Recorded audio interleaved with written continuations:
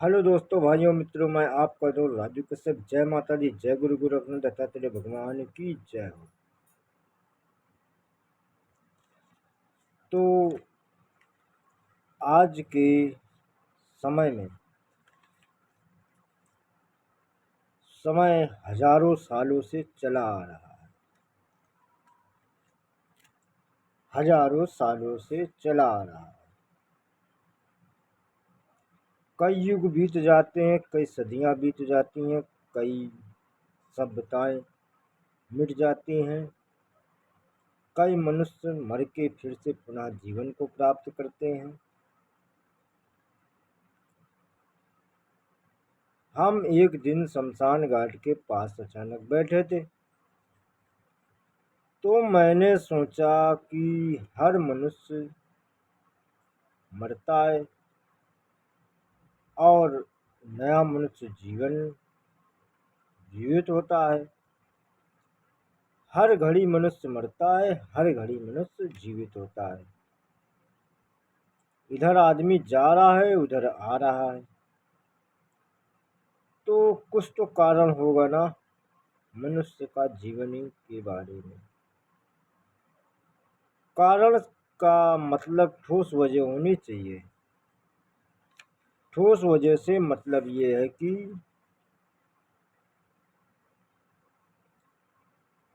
रुपया, यश, वैभव, कीर्ति, बल या रणभूमि क्षेत्र में कार्यकुशलता। तो इसकी शोध में 3.5 महीने लगे मुझको। हम कहाँ तक पहुँचे? ये शादी करना या अपने वंश को आगे बढ़ाना। तो समय के अनुकूल आदमी मनुष्य जीवित होता है, बचपना, जवानी और बुढ़ापा और खत्म। और अपने माँ बाप को पाल पहले माँ बाप आपको पालें, फिर आप उनको पालो। ये लेन देन ठीक है, ठीक कुशलता है। तो क्या इसी के लिए मनुष्य जीवन हुआ है? आप जब किसी बड़े बिजनेसमैन, कारोबारी इत्यादि व्यक्ति को देखोगे या बड़े संत, ऋषि, महात्मा को देखोगे, तो उनका अंतिम दाह संस्कार भी बड़े सम्मान के साथ किया जाता है। बल्कि ना गरीब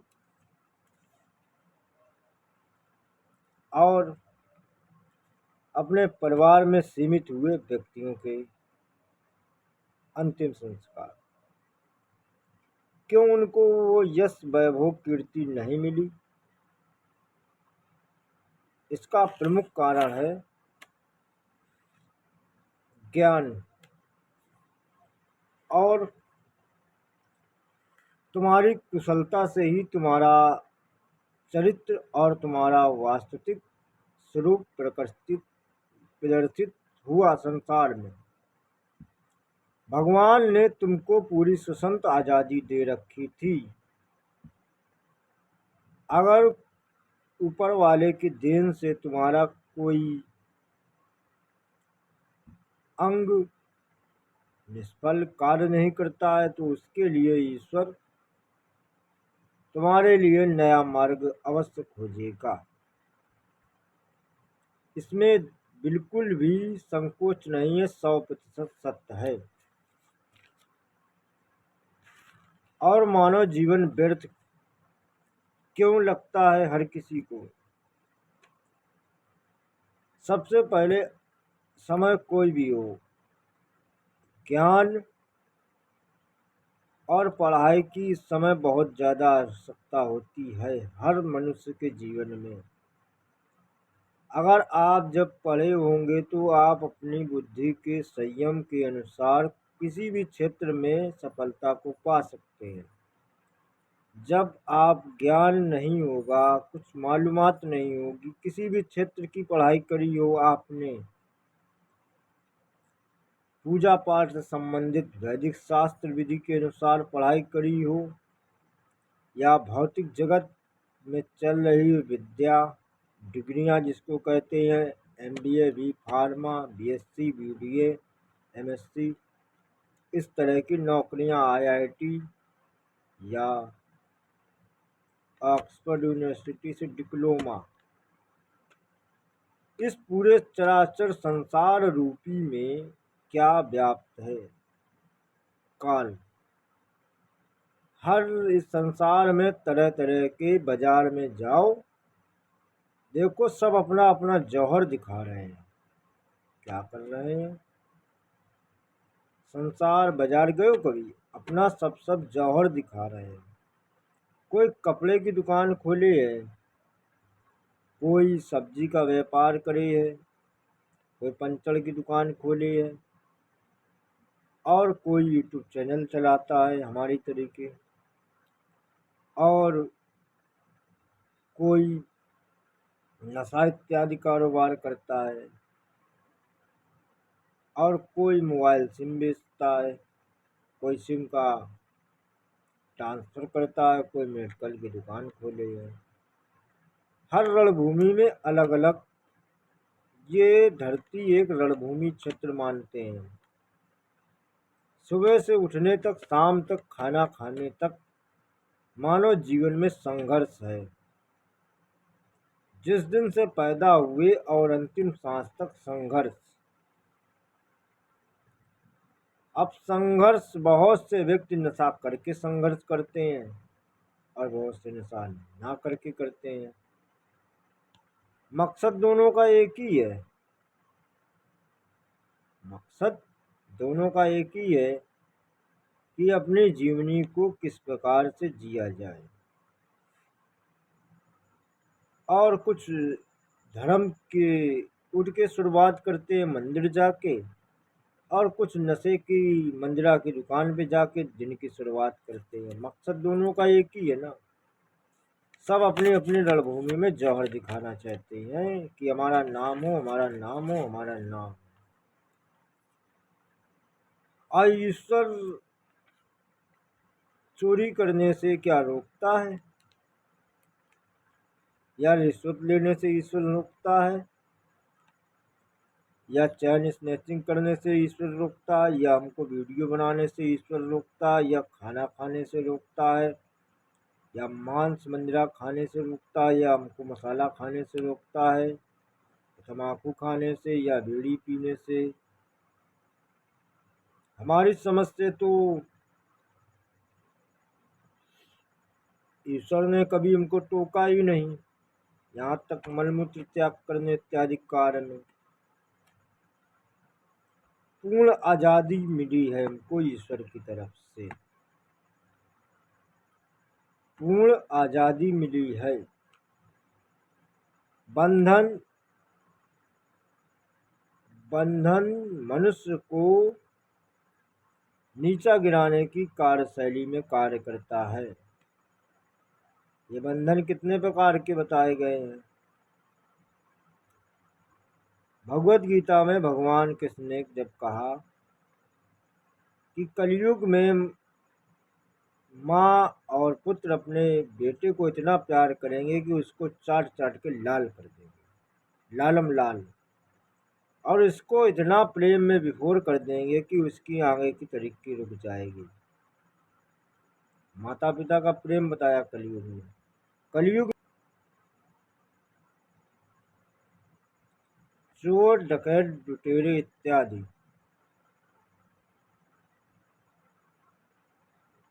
वो न्याय सहायता करेंगे, न्याय का पालन करेंगे। यहाँ से तुम देख लो, ये मेरे शब्द नहीं, भगवत गीता के लिखे भगवान कृष्ण के द्वारा कहे हुए शब्द। ठीक। अब इस पे कुछ लोग टॉपिक कर सकते हैं कि तुमने नीच क्यों कह दिया। नीच मनुष्य अपने कर्मों से होता है, बल्कि ना नीची जात वाला कोई व्यक्ति।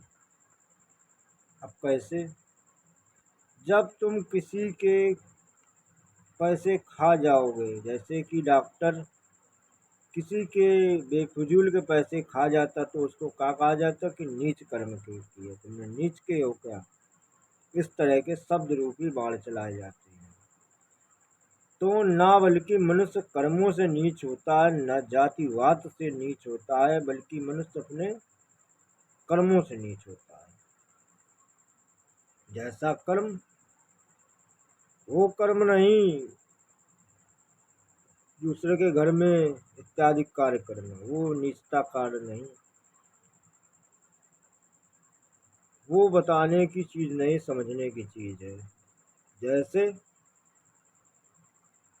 किसी की आत्मा को दुख देना और उससे आत्मा कुपित करना, और हमने इसका अगर अभी समझाया ना होता तो मैंने आपकी आत्मा कुपित करी और हम दरिद्रता और नीचता में हो गए, तो हम नीच जाति के वर्ण से संबोधित यानी करता है मनुष्य। तो ये पूरी जो धरती है वो एक रणभूमि क्षेत्र है। यहाँ तरह तरह के लोग पाए जाते हैं, अलग अलग सभ्यताएं हैं, सब हर देश अपना अपना जौहर दिखा रहा है। अब निर्णय भैया तुम्हें करना है कि तुम किस क्षेत्र में आगे बढ़ना चाहते हो।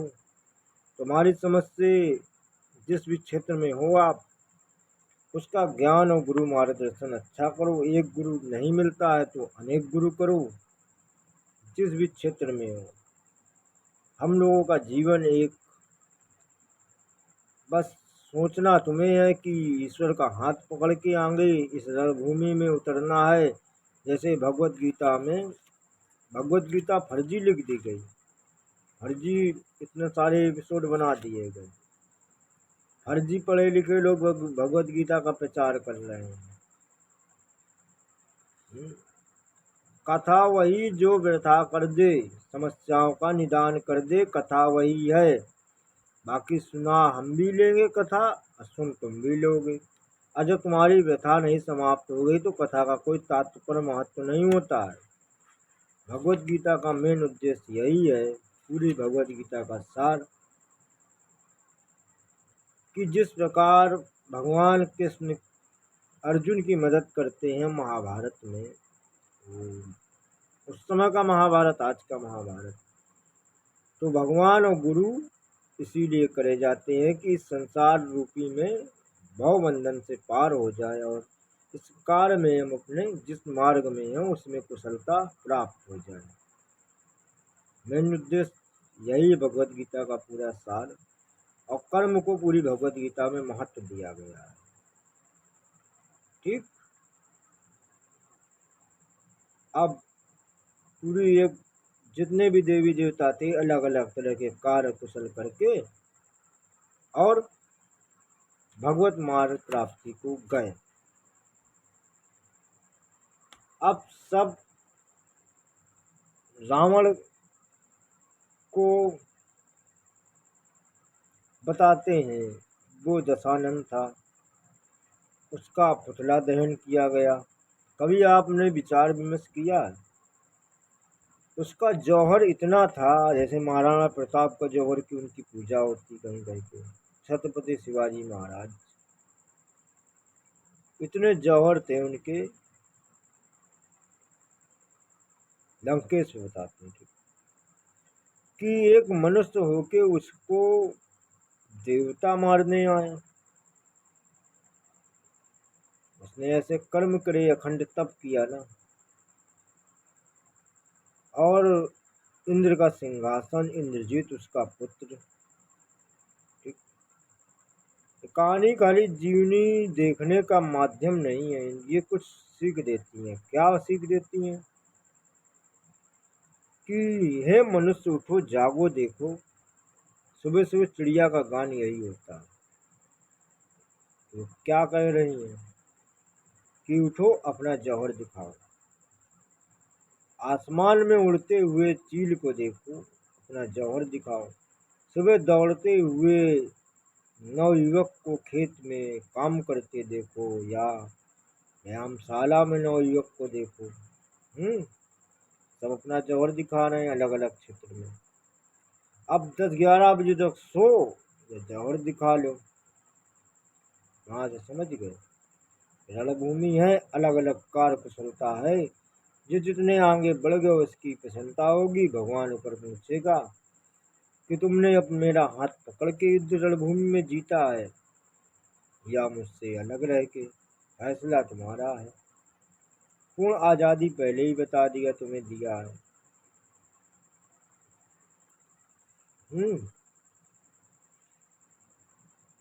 ठीक।